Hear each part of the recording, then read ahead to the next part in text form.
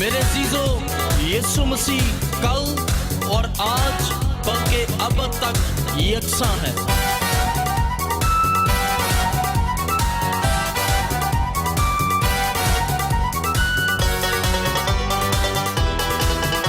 اور جلالی نام میں آپ سب کو سلام۔ جن کے پاس کلام مقدس ہے میرے ساتھ بائبل مقدس کو کھولیے۔ ایوب 30واں باب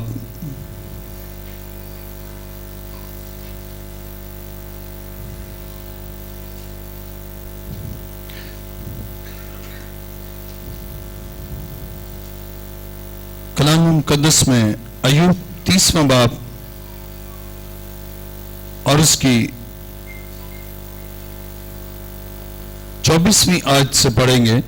ایوب 30واں باب 24ویں آیت میں لکھا ہے، تو بھی کیا تباہی کے وقت کوئی اپنا ہاتھ نہ بڑھائے گا اور مصیبت میں فریاد نہ کرے گا؟ کیا میں درد مند کے لیے روتا نہ تھا؟ کیا میری جان محتاج کے لیے آزردہ نہ ہوتی تھی؟ جب میں بلائی کا منتظر تھا تو برائی پیش آئی، جب میں روشنی کے لیے ٹھہرا تھا تو تاریکی آئی۔ میری انتڑیاں ابل رہی ہیں اور آرام نہیں پاتی، مجھ پر مصیبت کے دن آ پڑے ہیں۔ میں بغیر دھوپ کے کالا ہو گیا ہوں، میں مجمع میں کھڑا ہو کر مدد کے لیے دہائی دیتا ہوں۔ میں گیدڑوں کا بھائی اور شتر مرغوں کا ساتھی ہوں، میری کھال کالی ہو کر مجھ سے گرتی جاتی ہے اور میری ہڈیاں حرارت سے جل گئیں، اسی لیے میری ستار سے ماتم اور میری بانسلی سے رونے کی آواز نکلتی ہے۔ کلام مقدس کا پڑھا اور سنا جانا ہمارے لیے باعث برکت ہو۔ آئیے اپنے سر کو خدا کے حضور جھکائیں، سب سر جھک جائیں اور سب آنکھیں بند ہوں۔ آسمان اور زمین کے خالق و مالک، نہایت عاجزی اور انکساری کے ساتھ تیرے حضور جھکتے ہوئے تیرا شکر اور تیری تعظیم کرتا ہوں۔ تو نے ہم پر فضل کیا اور ہمیں یہ موقع فراہم کیا تاکہ تیری آواز کے شنوا ہوں۔ اے خدا، تیرا شکر اور تیری تعظیم کرتا ہوں۔ اس وقت میں اپنے آپ کو تیرے حضور لایا ہوں، میں اپنے آپ کو سرنڈر کرتا ہوں تاکہ خدا تو اپنے روح کے وسیلہ سے اپنے لوگوں سے کلام کر دے اور تیرے لوگ تیرے کلام سے برکت پائیں، تازگی اور زندگی حاصل کرے۔ حسین پر تیرا لہو چاہتا ہوں، ہر ایک زندگی سے آج جو کلام تو کرنے کو ہے، ہر ایک اس کلام کو قبول کرے۔ اے خدا، میری دعا کو سن اور قبول کر۔ یہ دعا مانگتا ہوں تیرے پیارے بیٹے اپنے خدا یسوع مسیح کے وسیلہ سے، آمین۔ تشریف رکھیے۔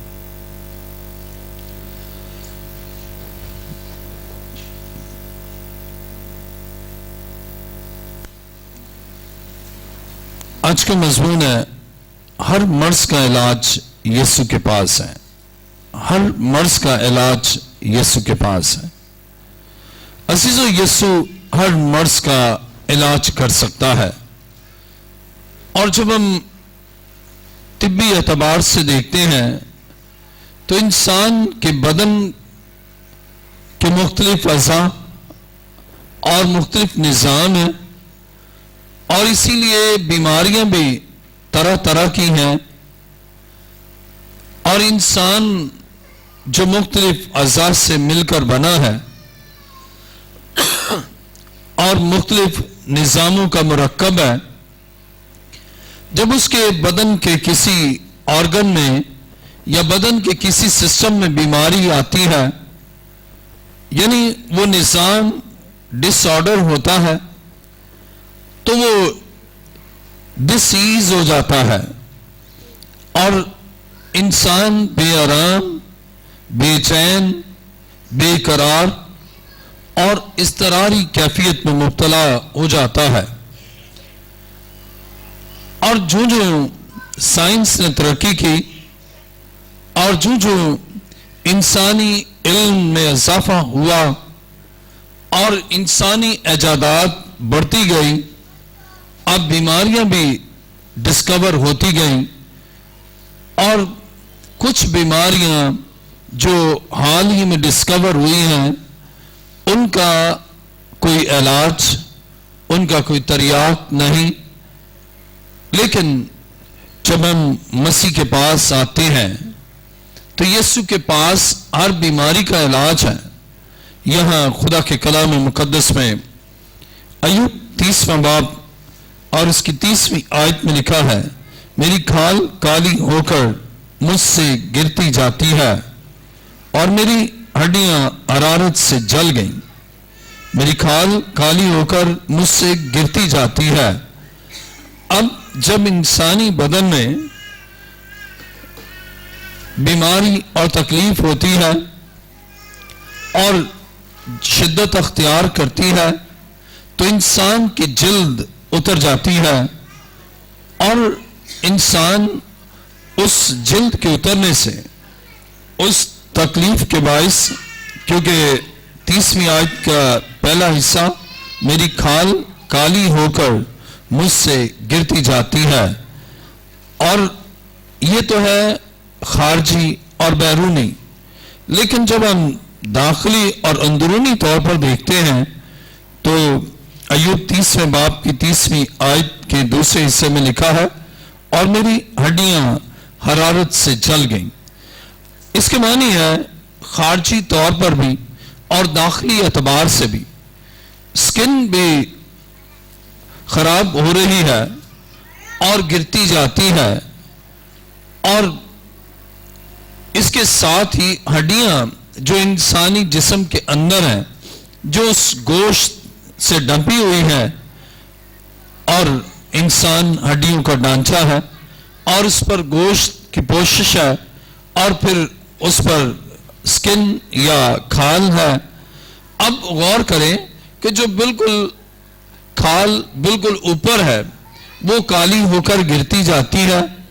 अब जब स्किन की प्रॉब्लम और खाल की बीमारी आती है तो फिर कोई भी कॉस्मेटिक इस्तेमाल कर ले, किसी भी माहिर जिल्द के पास चले जाएं, ना तो शिफा होती है और ना हो सकती है, क्योंकि न सिर्फ जिस्म के ऊपर ही बल्कि जिस्म के अंदर जो खाल से ज्यादा मजबूत हिस्सा हड्डी का है। कलाम मुकद्दस में लिखा है अय्यूब 30वां बाब और उसकी 30वीं आयत, मेरी खाल काली होकर मुझसे गिरती जाती है और मेरी हड्डियां हरारत से जल गईं। अब जब हड्डियां हरारत से जल गईं तो खाल कैसे कायम रह सकती है? हड्डियां जो मजबूत है, हड्डियां जो गोश्त से और खाल से मजबूत है, जब ये जल गई हैं तो अब स्किन क्यों ना जलेगी? और क्यों ना अब देखें हड्डियों का मसला, खाल का मसला, और खाल का उस वक्त होगा जब गोश्त का होगा। अब गौर करें कि हड्डियों में प्रॉब्लम, गोश्त में प्रॉब्लम, और उसके साथ ही खाल में यानी जिल्द में प्रॉब्लम, बीमारियां पेचीदगी अख्तियार करती चली जाती हैं। और सिर्फ यही नहीं, मेरे साथ देखिए ज़बूर 102 और उसकी 30वीं आयत,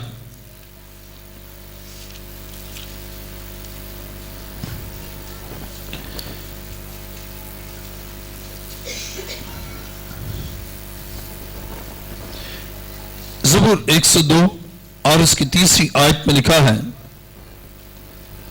क्योंकि मेरे दिन धुएं की तरह उड़े जाते हैं और मेरी हड्डियां ईंधन की तरह जल गई।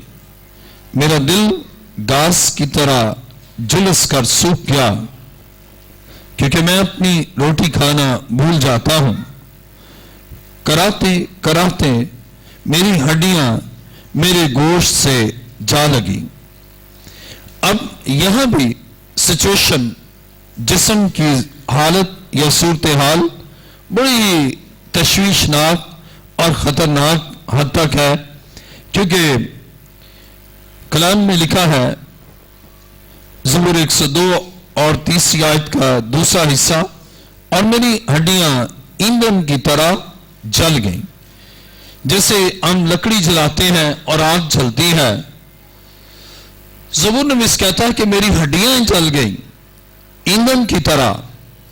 और जब हड्डियां जल गईं और दिल जो कि हड्डियों से ज्यादा नाजुक है, उसके लिए ज़बूर 102 और इसकी 4 आयत में लिखा है, मेरा दिल घास की तरह झुलस कर सूख गया। अब दिल भी जब हड्डियां जल गईं और जब खाल काली होकर गिरती जाती है, तो दिल पर भी उसका असर हुआ। और कलाम मुकद्दस में लिखा है, दिल घास की तरह झुलस गया। अब देखिए, बीमारियां बढ़ती ही जाती हैं। हड्डियों की बीमारी, गोश्त की बीमारी, खाल की बीमारी, और उसके साथ ही दिल की बीमारी। और जब एक बीमारी जिस्म में आती है, तो न सिर्फ जिस्म के उस ऑर्गन तक या जिस्म के उस निज़ाम तक ही महदूद रहती है, बल्कि वो बीमारी पेशकदमी करती है और दूसरे अज़ा या दूसरे निज़ाम पर भी असरअंदाज होती है और उसको भी झुलसा देती है। आग लगी हो तो जो करीब चीजें हैं वो भी झुलस जाती हैं। और इसी तरह जब हड्डियों में आग लगी है, तो उस आग से खाल भी गिरती जाती है और दिल भी घास की तरह झुलस जाता है। और ऐसी सिचुएशन में जब दिल ही जल जाए और झुलस जाए, और तशबीह दी है घास की तरह। घास, अब कोई दरख्त है ना, वो ज्यादा टाइम लेता है, लेकिन घास को आग लगती है तो फौरन खत्म हो जाता है। दिल इतना नाजुक है कि वो घास की तरह झुलस गया। अब इस सूरत हाल में इंसान अपने आप को बेबस और मायूस और परेशान पाता है। और सिर्फ यहां तक ही महदूद नहीं, बल्कि देखिए मेरे साथ अय्यूब 30वां बाब, अय्यूब 30वां बाब और इसकी 27वीं आयत में लिखा है, मेरी अंतड़ियां उबल रही हैं और आराम नहीं पाती, मुझ पर मुसीबत के दिन आ पड़े हैं। अब मर्ज न सिर्फ हड्डियों तक महदूद रहा, न सिर्फ खाल तक रहा, न सिर्फ दिल तक रहा, बल्कि अंतड़ियां भी उबल रही हैं। और कब कोई चीज उबलती है? जब बहुत तेज आग हो और वाइल्ड होना, उबलना। अजीजों, सोचें, जब इंसान की अंतड़ियां उबल पड़े तो उसके मानी है उसका डाइजेस्टिव सिस्टम भी खराब। डाइजेस्टिव सिस्टम खराब, कार्डिक सिस्टम खराब, स्किन सिस्टम खराब और ऑर्थो सिस्टम खराब, सारे निजाम खराबी की तरफ। और जब इंसान की अंतड़ियां उबले तो किस कदर तकलीफ में वो होता है। कल मुझे एक खातून ने पंजाब से फोन किया, उससे कहा कि हमने टेस्ट कराया मुल्तान से, तो कहने लगी कि ऐसा कि अंतड़ियां जैसे सब इकट्ठी हो गई हैं और इस कदर तकलीफ है कि वो रो रही थी और परेशान थी और कहती थी कि मैं اپنی تکلیف کی اور درد کی شدت کو بیان نہیں کر سکتی. اور میں جب اس آیت کا اس عورت کے حوالے سے اس تناظر میں دیکھ رہا تھا جس کی انتڑیاں صرف اکٹھی ہوئی ہیں اور وہ اس قدر اذیت میں ہے اور جس کی انتڑیاں ابلے, وہ کتنی تکلیف پہ ہوگا, کتنا اسے دکھ ہوگا اور کس قدر تکلیف کا منظر ہوگا اور کس قدر مشکل میں مبتلا ہوگا. عزیزو, بائبل مقدس بیان کرتی ہے کہ اب جسم کے اندر بھی طوفان برپا ہے اور کیونکہ ہڈیاں جل رہی ہیں, اندر سے انتڑیاں ابل رہی ہیں اور دل گھاس کی طرح جھلس گیا ہے اور سکن جلس کر جل کر گرتی جاتی ہے, کس قدر جسم کے باہر بھی اور جسم کے اندر بھی دکھ اور تکلیف ہے اور مرض بڑھتے ہی جاتے ہیں. کئی امراض ہو گئے اور عزیزو, کلام مقدس میں صرف یہی نہیں بلکہ جب ہم زبور 31واں اور اس کی 9ویں آیت پڑھتے ہیں, دیکھیں میرے ساتھ زبور 31واں اور اس کی 9ویں آیت میں یوں لکھا ہے, اے خداوند مجھ پر رحم کر کیونکہ میں مصیبت میں ہوں, میری آنکھ بلکہ میری جان اور میرا جسم سب رنج کے مارے گلے جاتے ہیں. کلام مقدس میں اب انسان جب بہت شدت تکلیف اختیار کرتی ہے اور دوائیاں کچھ نہیں کر پاتی, حکیم بے بس نظر آتے ہیں اور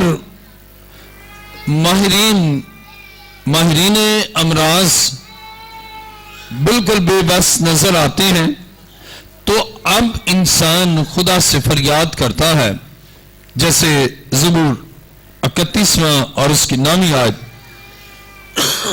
اے خداوند مجھ پر رحم کر کیونکہ میں مصیبت میں ہوں, میری آنکھ بلکہ میری جان اور میرا جسم سب رنج کے مارے گلے جاتے ہیں. اب کلام مقدس میں ہم دیکھتے ہیں اب آنکھ جو جسم کا نور ہے, اب آنکھ بھی اس تکلیف میں مبتلا ہے. میری آنکھ بلکہ میری جان, نہ صرف آنکھ بلکہ جان اور بحیثیت مجموعی میرا جسم سب رنج کے مارے گلے جاتے ہیں. اب جب انتڑیاں ابل رہی ہوں اور ہڈیاں چل رہی ہوں اور دل آگ کی طرح جھلس چکا ہو یا جھلس رہا ہو اور پھر سکن کالی ہو کر گر رہی ہو, تو ایسی صورتحال میں پورا جسم ہی متاثر ہوتا ہے اور پورا جسم رنج میں مبتلا ہوتا ہے. لیکن میرا جسم سب رنج کے مارے گلے جاتے ہیں. گلے جاتے سے مراد ڈیزولو ہوتے چلے جاتے ہیں, اپنا وجود کھو رہے ہیں اور اب بے وجودی کی طرف یعنی وجود سے بے وجودی کی طرف. اور یہ صورتحال انتہائی گمبھیر, انتہائی دکھ اور مصیبت کی صورتحال ہے. اب اس صورتحال میں وہ انسان جو دوائیوں پر اور میڈیسن پر اور ڈاکٹر پر بھروسہ کرتا ہے اور وہ اپروچ کرتا ہے اور ڈاکٹر سے یا ماہرین سے وہ ادویات لیتا ہے اور ان کے پرسکرپشن کو یوز کرتا ہے اور دوائیاں لیتا ہے اور آرام نہیں آتا, پھر وہ خدا کی طرف رجوع کرتا ہے کہ خداوند میں مصیبت میں ہوں, اے خداوند مجھ پر رحم کر کیونکہ میں مصیبت میں ہوں, میری آنکھ بلکہ میری جان اور میرا جسم سب رنج کے مارے گلے جاتے ہیں. اور پھر انسان اس صورتحال کے تناظر میں اپنی زندگی پر غور کرتا ہے کہ اس کا غم کس نوعیت کا ہے اور اس کا غم کیسا ہے, اور پھر وہ اپنے غم پر نظر کرتا ہے, اپنے جسم کے مختلف اعضاء پر غور کرتا ہے اور وہ موازنہ کرتا ہے اپنے غم کا دوسرے لوگوں کے ساتھ. آئیے میرے ساتھ دیکھیے نوح پہلا باب اور اس کی 12ویں آیت. نوح پہلا باب 12ویں آیت میں لکھا ہے، اے سب آنے جانے والوں، کیا تمہارے نزدیک یہ کچھ نہیں؟ نظر کرو اور دیکھو، کیا کوئی غم میرے غم کی مانند ہے جو مجھ پر آیا ہے، جسے خداوند نے اپنے قہر شدید کے وقت نازل کیا. اس نے عالم بالا سے میری ہڈیوں میں آگ بھیجی اور وہ ان پر غالب آئی. اب انسان غور کرتا ہے کہ میرا غم کیسا ہے. میرا غم اور انسانوں کے غم سے بالکل مختلف ہے، اور لکھا ہے نظر کرو اور دیکھو کیا کوئی غم میرے غم کی مانند ہے. اس کے معنی ہے کہ میرا غم انوکھا ہے، اچھوتا ہے، الگ تھلگ ہے، اور کوئی اس کا ثانی اور اس کا ہم پلہ کوئی غم نہیں ہے.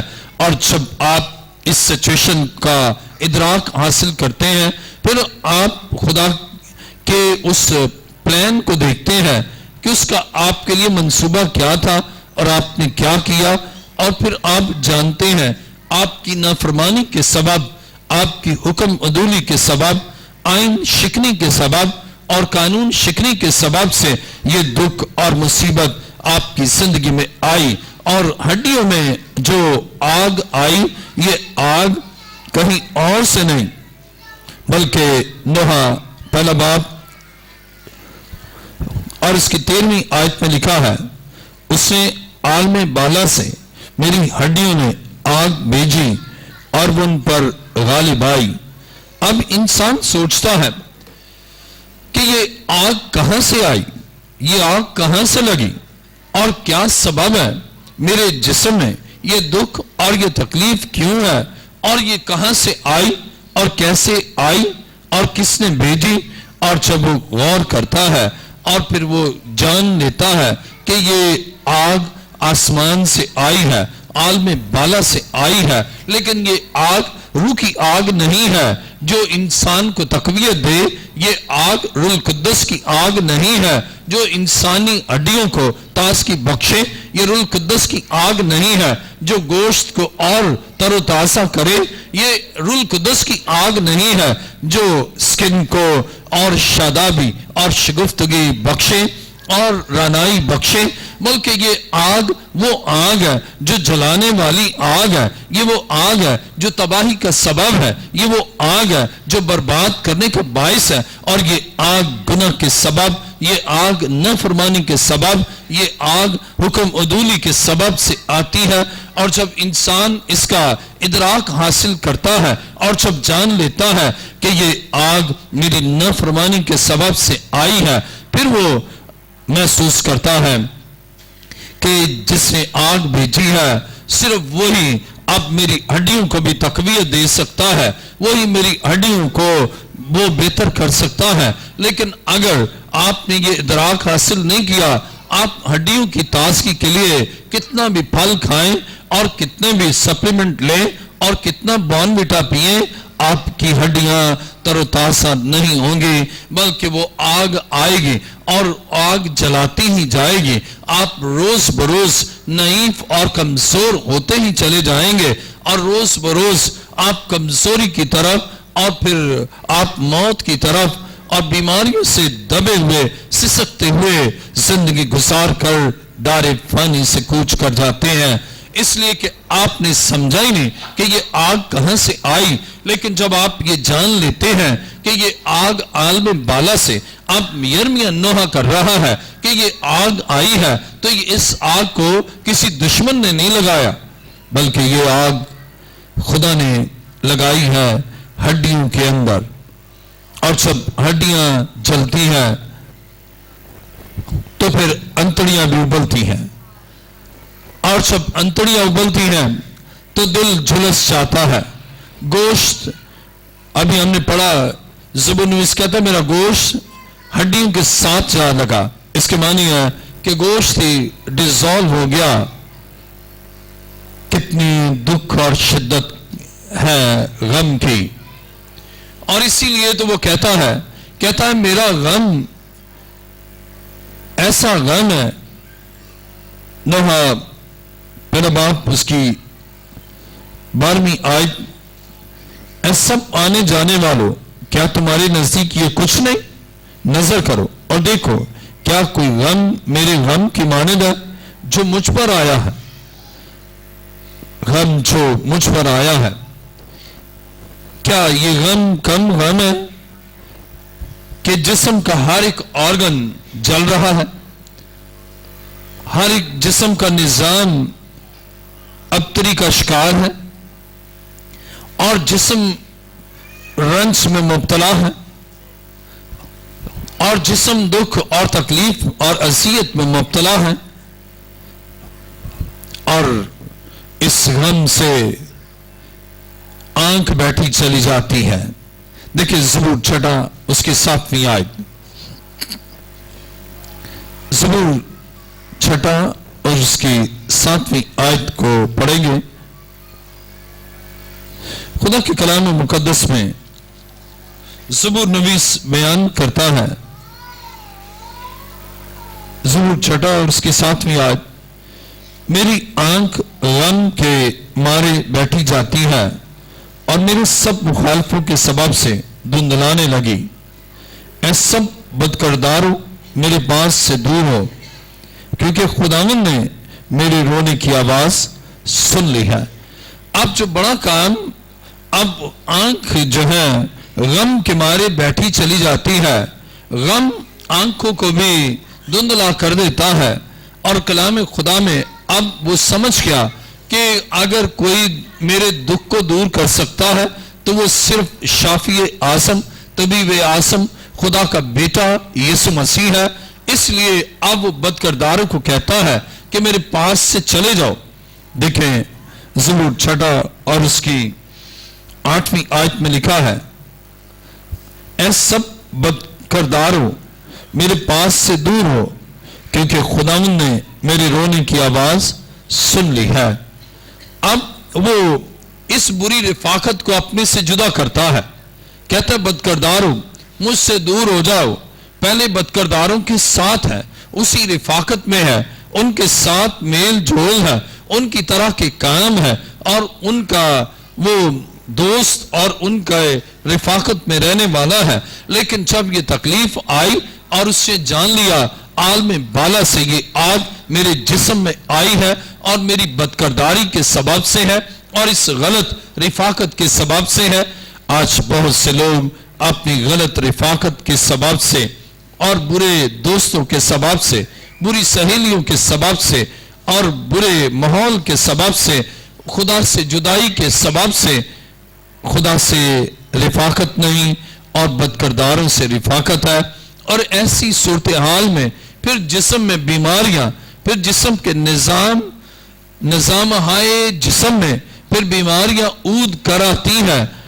اور انسان جب یہ ادراک حاصل کرتا ہے، اسے یہ سمجھ حاصل ہو جاتی ہے، اسے یہ فہم حاصل ہو جاتا ہے کہ میری رفاقت درست لوگوں کے ساتھ نہیں اور میں خدا سے جدا رہا، اور میری رفاقت ایسے لوگوں کے ساتھ جو گناہ میں نافرمانی میں زندگی گزارتے.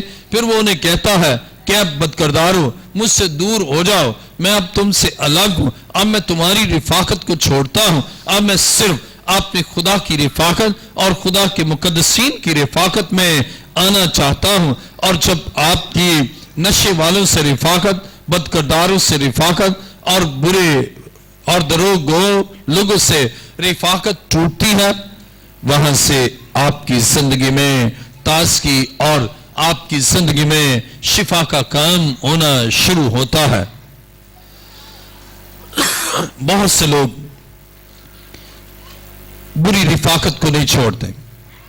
کئی دفعہ ایسی رفاقت، کئی دفعہ ایسی روحانی رفاقت بھی جو خدا سے نام نہاد روحانی ہوتے ہیں, رسمی عبادت کرتے ہیں اور ایسی رفاقت میں رہتے ہیں, لیکن جب انہیں شعور حاصل ہوتا ہے کہ ایسی رفاقت چاہیے جو انائنٹڈ لوگوں کی ہو, ایسے ممسوؤں کے ساتھ, ایسے بندگان خدا کے ساتھ اور ایسے خدا سے ڈرنے والے لوگوں کے ساتھ رفاقت کرنا ہے, اور پھر وہ خدا کی رفاقت میں پیش قدمی کرتا ہے اور آگے بڑھتا چلا جاتا ہے, اور بیماریاں اس سے ہٹتی چلی جاتی ہیں, اس لیے کہ وہ انیشیٹو لیتا ہے.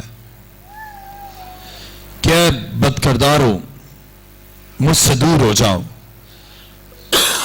اب یہاں ول پاور, اب اس میں قوت ارادہ پیدا ہوا یا قوت ارادی پیدا ہوئی, اور وہ اب ان دوستوں کو اور ان گناہوں کو جو اس کے دوست ہیں اور ان ناراسیوں کو جن کے ساتھ اس کی طویل عرصے سے رفاقت ہے, اب وہ انہیں برملا کہتا ہے کہ مجھ سے دور ہو جاؤ, اس لیے کہ اب میں نے جان لیا کہ میرے گناہ کے باعث, میری بدی کے باعث یہ ساری تکلیف مجھ پر آئی, اس لیے اب مجھ سے دور ہو جاؤ.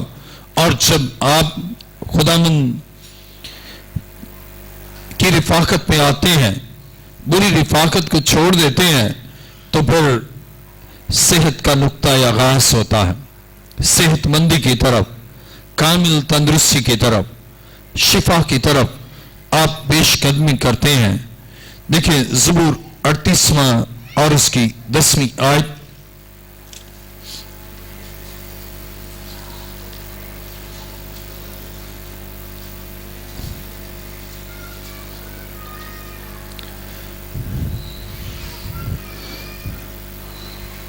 زبور 38واں اور اس کی 10ویں آیت.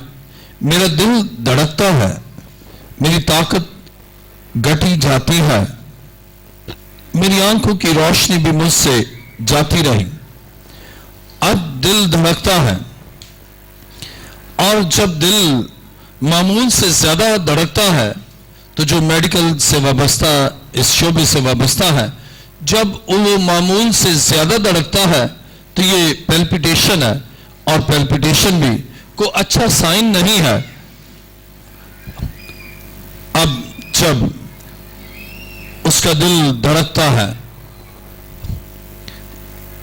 کل مجھے ایک نے فون کیا, اس نے کہا کہ میں تقریباً 2 ہفتے سے میرے دل کی اتنی تیز دھڑکن ہوتی اور تیزی سے دل دھڑکتا, اور 1 ہفتے سے میں گولی ڈاکٹر دیتے اور میں زبان کے نیچے رکھتی, اور لیکن میرا دل معمول پر نہ آتا. تو کہنے لگی کہ میں نے سوچا کہ اب میں دعا کراؤں, اور میرے دل کی دھڑکن اگر معمول پر لا سکتا ہے تو یہ گولی نہیں لا سکتی, اور ہارٹ کا اسپیشلسٹ نہیں لا سکتا, بلکہ میرے دل کو اور میرے دل کی دھڑکن کو معمول پر لا سکتا ہے, مجھے پیلپیٹیشن سے نکال سکتا ہے, تو وہ صرف اور صرف یسوع مسیح ہے. اور اس سے کہا کہ اس سے دعا کرائی. جب دعا کرائی تو اس کے فوراً گھنٹے کے بعد اس نے دوبارہ مجھے فون کیا. اس نے کہا جو 8 دن سے میرے دل کی دھڑکن معمول پر نہیں آتی تھی, اور میں جیسے ہی ہوتا میں بھاگتی ڈاکٹر کی طرف, اور مجھے عارضی بھی آرام نہ آتا, لیکن جیسے ہی آپ نے دعا کی, اس لیے اب اس سے اس ڈاکٹر کی رفاقت کو چھوڑا, اب میڈیسن کی رفاقت کو چھوڑا, اور طبیب اعظم یسوع کے قدموں میں آ گئی. اور جب یسوع کے قدموں میں آ گئی اور ایمان کے ساتھ آئی, اور خدا نے اس کے دل کی دھڑکنوں کو جو تیز تھی اور دل کی دھڑکنیں جو معمول سے کہیں زیادہ تھی, ان کو اس نے ریگولیٹ کیا اور معمول پر دھڑکنیں آ گئیں. اس لیے کہ ہر مرض کا علاج یسوع مسیح کے پاس ہے, اور وہی طبیب اعظم ہے, وہی ہر بیماری سے اپنے لوگوں کو آزادی بخشتا ہے. اور بدن کے ہر اس میں اور ہر نظام میں خرابی ہی کیوں نہ ہو, دل غیر معمولی طور پر ہی کیوں نہ دھڑکتا ہو, آنکھوں کی روشنی کیوں نہ دھندلا گئی ہو یا جاتی رہی ہو, آپ ہر مرض کے لیے اور ہر مسئلے کے لیے آپ یسوع مسیح کے قدموں میں آئے. وہ آپ کے ہر مرض کو, آپ کے ہر بدن کے آرگن کو بحال کرنے پر قادر ہے, اور یقیناً وہ بحال کرے گا. لیکن اگر مسیح کے پاس نہیں آتے, دکھ شدت اختیار کرتا ہی جاتا ہے. کلام مقدس میں دیکھیے زبور 88 اور اس کی 9 آیت.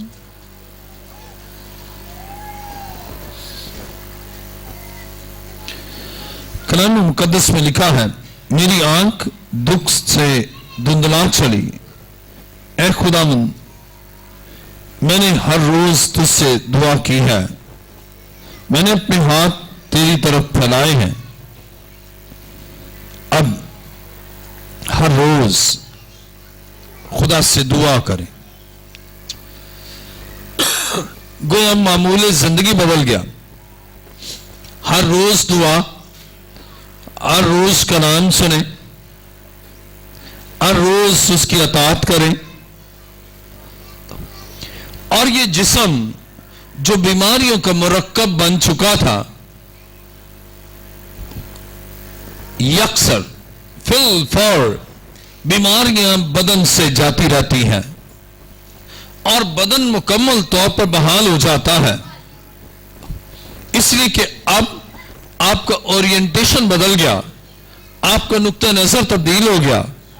اب آپ بری رفاقت کو چھوڑ کر منجی عالم ابن خدا یسوع مسیح کی طرف مائل ہو گئے اور اس کی طرف دیکھ رہے ہیں. پھر وہ آپ کو شفا بخشے گا. عزیزو, مجھے اسکن کینسر تھا. 2 اگست 1995 کو خدا نے مجھے اسکن کینسر سے شفا دی, اس لیے کہ میں نے خدا کی طرف نظر کی اور اس سے دعا کی کہ اے خدا تو ہی شافی ہے اور تو ہی کینسر کو دور کر سکتا ہے. اور خدا نے میرے بدن سے کینسر کو دور کر دیا. ایک لمحہ نہ لگا کہ وہ کینسر جو لا علاج تھا, وہ کینسر جو موت کی طرف دھکیل رہا تھا, وہ کینسر جو زندگی میں ساری کشش کو ختم کر کے موت کی طرف رما دما کرنے کے لیے تحریک دے رہا تھا, لیکن یسوع مسیح کی قدرت سے میرے جسم سے کینسر یکا یک فل فور ختم ہو گیا اور خدا نے صحت اور تندرستی بخشی. اسی طرح خدا آپ کو بھی آج اس دکھ سے چھڑانا چاہتا ہے. آپ کی بیماری خواہ کیسی ہی کیوں نہ ہو, آپ خدا سے فریاد کریں. زبور 6 اور اس کی 2 آیت کو پڑھیں گے. کلام خدا میں لکھا ہے, زبور 6 اور اس کی 2 آیت, اے خداوند مجھ پر رحم کر کیونکہ میں پسمردہ ہو گیا ہوں. اے خداوند مجھے شفا دے کیونکہ میری ہڈیوں میں بے قراری ہے.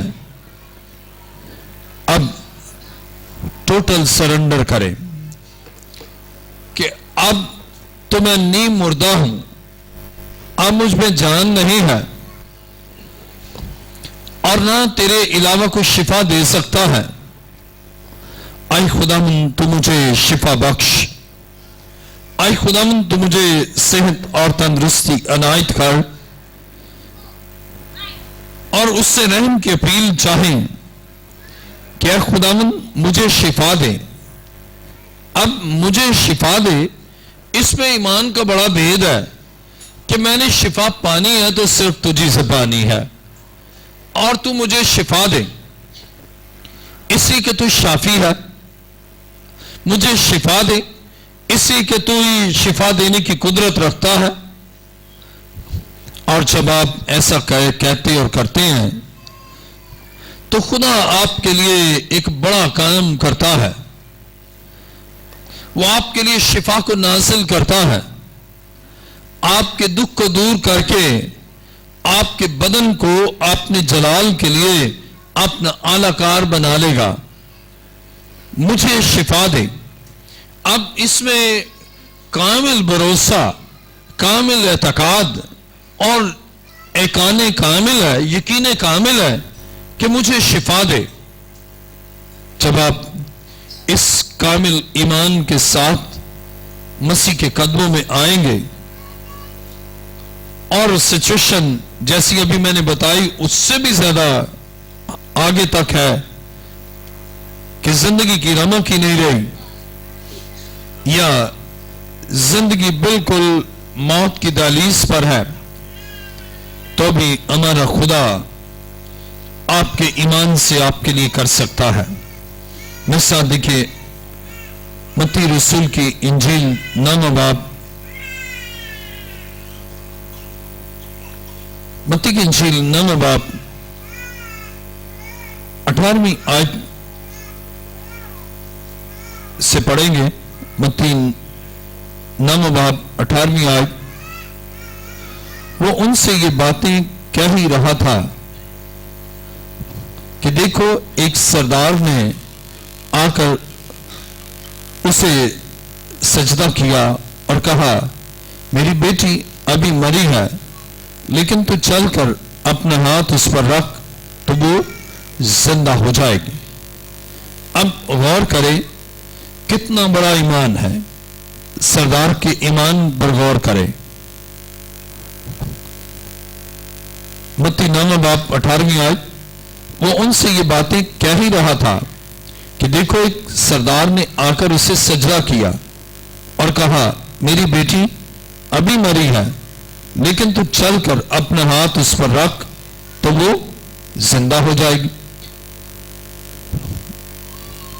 ابھی مری ہے۔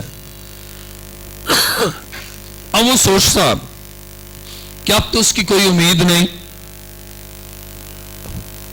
لیکن اس کے ایمان پر غور کرے کس قدر پختہ ایمان ہے کہ اگر تو اس پر ہاتھ رکھے گا تو وہ زندہ ہو جائے گی۔ اگر آپ کے ہڈیوں میں آگ آئی ہے اور ہڈیاں جل رہی ہیں، آپ کا گوشت ہڈیوں سے لگ چکا ہے یا کھال گر رہی ہے اور دل گھاس کی طرح جلس گیا ہے، انتڑیاں ابل رہی ہیں، تو بھی یسوع مسیح آپ کے لیے کام کر سکتا۔ اور اس کے لیے آپ کا ایمان، اب اس شخص کا ایمان دیکھیں، یہ کہتا ہے میری بیٹی ابھی مری ہے، بس تو چل اور بس اس پر ہاتھ رکھ اور میری بیٹی زندہ ہو جائے گی۔ یہ تو انتڑیوں کے ابلنے سے بہت آگے کی بات ہے، ہڈیوں کے جلنے سے بھی زیادہ دور کی بات ہے کہ وہ ابھی مری ہے، لیکن آپ تو زندہ ہیں، آپ تو چلتے پھرتے ہیں، آپ حرکات و سکنات کرتے ہیں، آپ گفتار اور سمعی قوتوں کے ساتھ، بصری اور سمعی قوتوں کے ساتھ ہیں، سنتے بھی ہیں، دیکھتے بھی ہیں۔ اور آپ جب ایمان کے ساتھ منجی عالم ابن خدا کے پاس آ جاتے ہیں تو وہ آپ کے لیے قدرت کاملہ سے، آپ کی توقع سے بڑھ کر، آپ کے ایمان سے بھی بڑھ کر معجزانہ قدرت کے ساتھ وہ کام کر سکتا ہے۔ اب یہ شخص کتنا بڑا ایمان ہے۔ آج المیہ یہ ہے کہ ایمان اس درجے تک نہیں، کامل ایمان، مکمل ایمان، جس میں شک ذرا سا بھی نہ ہو، جس میں ذرا سی بھی آمیزش نہ ہو، اور وہ ایمان، خالص ایمان، آپ کی زندگی میں انقلاب برپا کر دیتا ہے، آپ کو شفا اور کامل شفا مل جاتی ہے. اور اس سے مسیح کو سجدہ کیا اور پھر اس نے کہا آپ جب تک مسیح کو سجدہ کر کے اپنے مسئلے کو بیان نہیں کرتے اور بری رفاقت سے کنارہ کش نہیں ہوتے, بدکاروں سے دور نہیں ہوتے, اس وقت تک معجزانہ قدرت کے ساتھ قائم نہیں ہوتا. آپ چاہتے گناہ کے ساتھ بھی رہیں اور بدکاروں کے ساتھ بھی رہیں اور شفا کے لیے شافی کے ساتھ بھی رہیں. منجی چاہتا ہے, شافی چاہتا ہے, بس آپ اسی پر ایمان رکھیں اور اسی پر بھروسہ رکھیں. اور جب آپ ایسا کریں گے وہ آج ہی بلکہ ابھی اور اسی وقت آپ کے بدن کو کامل شفا دے گا, آپ کے جسم کو توانائی بخشے گا. آپ کے بدن سے بیماری جہاں بھی ہے اس بیماری کو اپنے بڑے جلال سے آپ کی زندگی سے دور کرے گا. آئیے میرے ساتھ دیکھیں متی کی انجیل 9 باب اور اس کی 27ویں آیت. جب یسوع وہاں سے آگے بڑھا تو 2 اندھے اس کے پیچھے یہ پکارتے ہوئے چلے کہ ابن داؤد ہم پر رحم کر. جب وہ گھر میں پہنچا تو وہ اندھے اس کے پاس آئے اور یسوع نے ان سے کہا کیا تم کو اعتقاد ہے کہ میں یہ کر سکتا ہوں؟ انہوں نے اس سے کہا ہاں خدا بند. اب اعتقاد کا ایکسپریشن چاہیے, ایمان کا اظہار چاہیے. مسیح کو پتا یہ اندھے میرے پیچھے آئے ہیں تو ایمان سے آئے ہیں. ان سے سوال کیا کہ تم کو اعتقاد ہے کہ میں یہ کر سکتا ہوں؟ کئی دفعہ ہم ایمان رکھتے ہیں لیکن اس کا اظہار نہیں کرتے, ایکسپریس نہیں کرتے, بیان نہیں کرتے. اور جب آپ ایمان کا اظہار کریں گے نا تو بدروں کے قبضے سے رہائی پائیں گے. ایمان کا اظہار کریں گے تو لا علاج مرض سے آپ رہائی پائیں گے اور خداوند آپ کو شفا دے گا. جب آپ اپنے ایمان کا اظہار کریں گے تو بندنوں سے رہائی پائیں گے.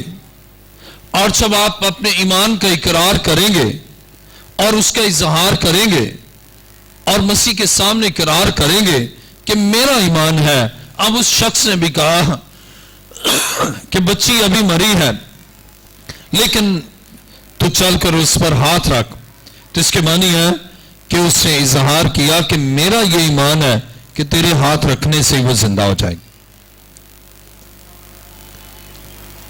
آج اس نوعیت کا ایمان ہی نہیں.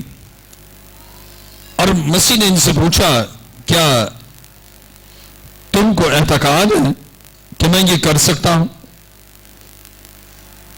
28ویں آیت کو ہم پڑھیں گے, متی 9 باب 28ویں آیت. جب وہ گھر میں پہنچا تو وہ اندھے اس کے پاس آئے اور یسوع نے ان سے کہا کیا تم کو اعتقاد ہے کہ میں یہ کر سکتا ہوں؟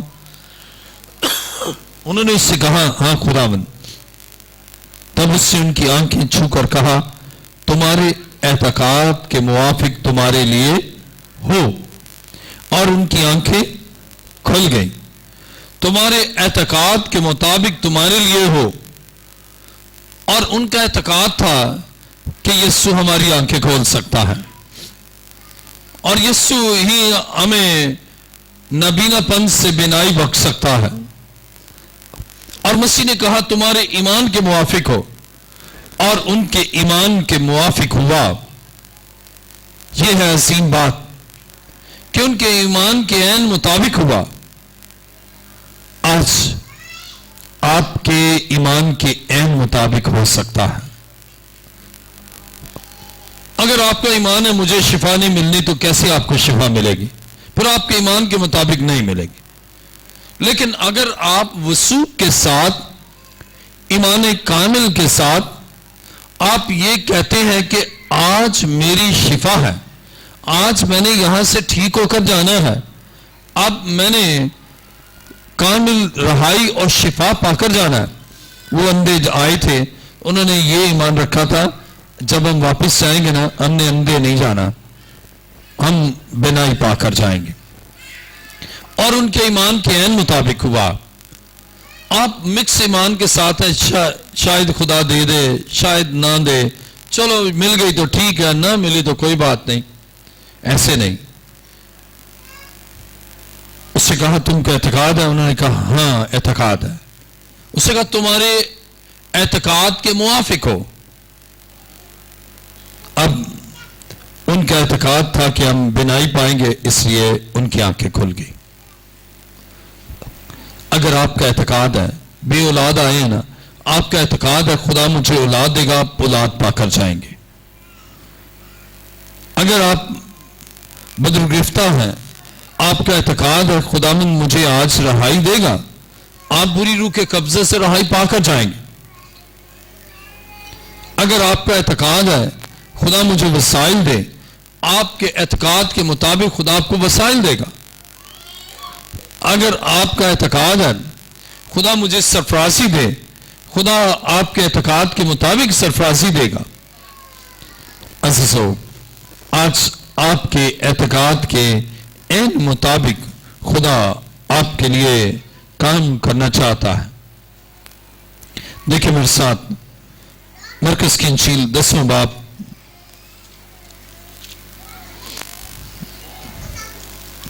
مرکز کی انجیل 10واں باب 46ویں آیت سے پڑھیں گے.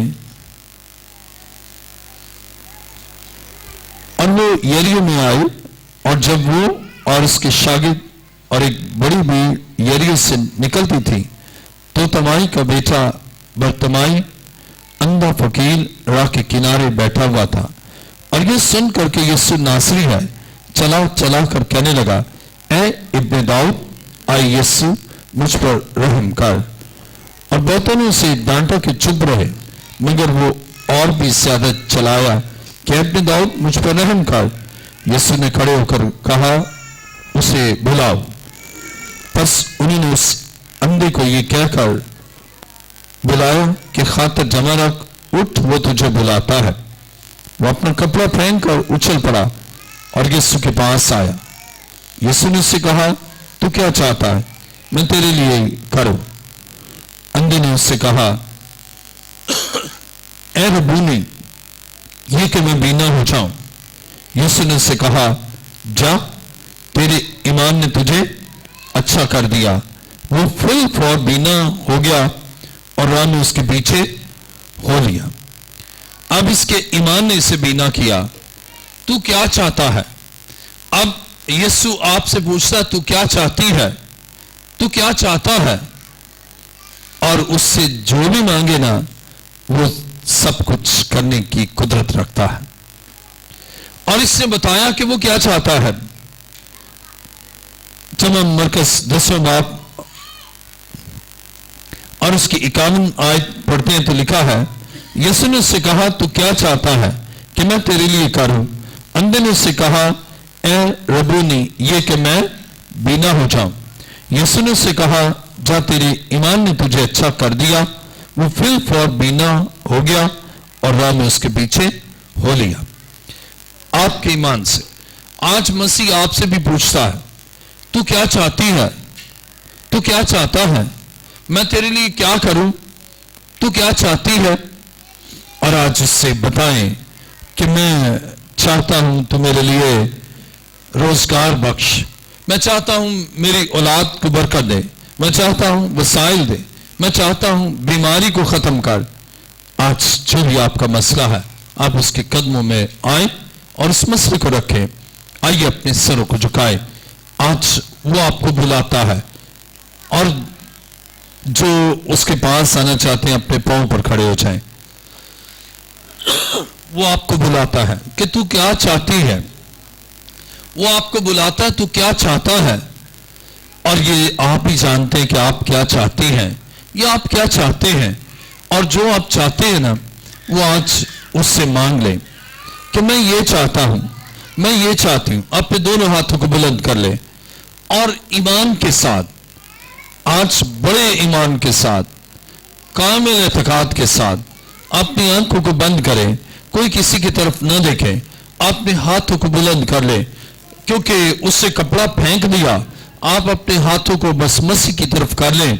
कोई चीज आपके पास नहीं, बल्कि अब आप उसके हुजूर हैं। अब वो आपसे पूछता है, तू क्या चाहता है, तू क्या चाहती है? अब जो भी आप चाहते हैं ना, आप उसे बुलंद आवाज से बताएं कि मैं ये चाहता हूं। कोई खामोश ना रहे। अभी भी बहुत से खामोश हैं। आप क्या चाहते हैं?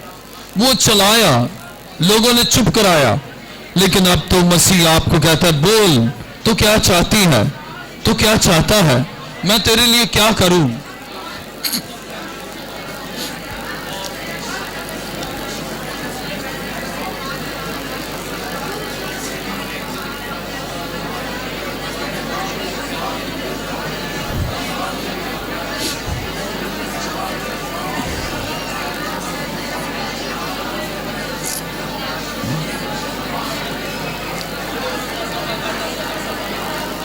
हालेलुया।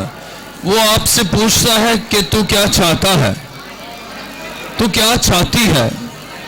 बुलंद आवाज से आज उसे बता दे कि मैं सेहत चाहता हूं, मैं बरकत चाहता हूं, मैं तंदुरुस्ती चाहता हूं, मैं अपने जिस्म के हर अज़ा की बहाली चाहता हूं। आए खुदा, मैं ताजगी चाहता हूं। आज बता दें कि आप क्या चाहते हैं, और मसीह यहां मौजूद है। वो अपने वादा के ऐन मुताबिक हमारे दरमियान है। Hallelujah, hallelujah, hallelujah, hallelujah, hallelujah, hallelujah, hallelujah. आज जो आप चाहते हैं, आज आपके ईमान के मुवाफिक वो करने के लिए यह मौजूद है। जैसे अंधे वापस अंधे नहीं गए, उसकी बेटी जिंदा हो गई। आज आप भी शिफा पाकर जाएंगे, रहाई पाकर जाएंगे, सेहत तंदुरुस्ती पाकर जाएंगे। यीशु हर मर्ज का इलाज कर सकता है। यीशु हर मर्ज का इलाज कर सकता है। हर मर्ज का इलाज यीशु के पास है। हालेलुया। आसमान और जमीन के खालिक व मालिक, आज जिंदा खुदा मैं तेरा शुक्र करता हूं।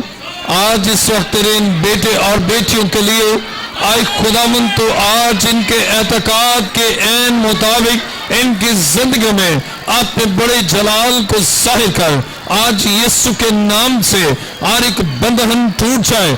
आज बीमारियों के जुबे यीशु के नाम से अभी इसी वक्त हमेशा के लिए टूट जाए।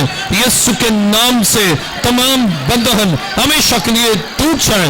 हर तरह की नापाक रूह तुम्हें यीशु के नाम से हुक्म देता हूं, इन बदनों से हमेशा के लिए दूर हो जाओ। और ये बदन यीशु के नाम से बहाल हो चुके हैं। आज दिल की कमजोरी दूर हो चुकी है, हड्डियों में ताजगी आ चुकी है, अंतड़ियां बहाल हो चुकी हैं और स्किन नॉर्मल हो चुकी है।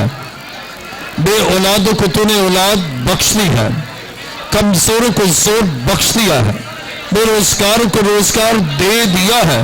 और खुदा मैं ईमान रखता हूं, तूने इनके एतकाद के ऐन मुताबिक अभी इसी वक्त ये काम कर दिया है। तेरा शुक्र करता हूं। अब खुदा इन्हें अपने खून में छुपा ले। तेरा कभी और जलाली हाथ हमेशा चाहता हूं। हालेलुया। यीशु के अजीम और जलाली नाम से आमीन। तशरीफ रखिए।